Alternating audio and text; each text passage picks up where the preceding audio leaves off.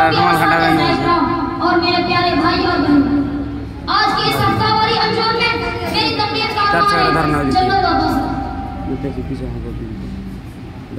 जन्नत और दोस्त जो लोग दुनिया में कुरान हदीस के मुताबिक जिंदगी गुजारते हैं, पूरे अकीदों और पूरे कामों से बचते हैं, नेकी और भलाई के काम करते हैं, तो अल्लाह पाक उनसे खुश होता है और मरने के बाद उनको जन्नत में दाखिल करेगा। जन्नत में ऊंचे ऊंचे महल है, गुलाब फल के बाग है, शहद दूध के नहरें हैं। जो लोग उसमें दाखिल होंगे वो हमेशा उसमें रहेंगे, कभी बूढ़े ना होंगे, वहाँ का नियामत कभी खत्म ना होंगे। जिस चीज का दिल चाहेगा वो फौरन मिल जाएगी। हर फल का जायका खुशबू अलग अलग होगा। जन्नत में आराम ही आराम होगा, किसी बात की तकलीफ ना होंगे। अपने लिए और अपने माँ बाप के लिए और अपने उस्तादों के लिए दुआ क्या करो, अल्लाह सबको जन्नत नसीब करे।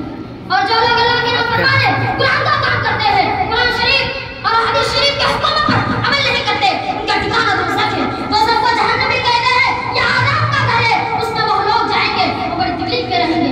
जहन्नम इतनी तेज आग है कि अगर उसमें से एक चिंगारी भी इस दुनिया में गिर जाए तो पूरी दुनिया जलकर राख हो जाए। भला बताओ, जब हम इस दुनिया की आग को बर्दाश्त नहीं कर सकते हैं तो दोज़ख की आग को कैसे बर्दाश्त कर सकते हैं? जहन्नम में बड़े बड़े जहरीले सांप और गुच्छे हैं, अगर उसमें से एक सांप भी इस दुनिया की तरफ मारते हैं तो सारे खैर बाग दर्द उसके जहर के गिरने से चल जाए और फिर बरसों जमीन पर कोई चीज ना लगे। खुदा ही जानता है कि दोज़ख में से कितना सांप और गुच्छे हैं। जो अल्लाह की नाफरमानी करने वालों को डसेंगे और डंक मारेंगे और लोग दोज़ख की आग, सांप और बिच्छू के जहर से बेचैन हो जाएंगे और मौत का तमन्ना करेंगे, लेकिन वहाँ भी मौत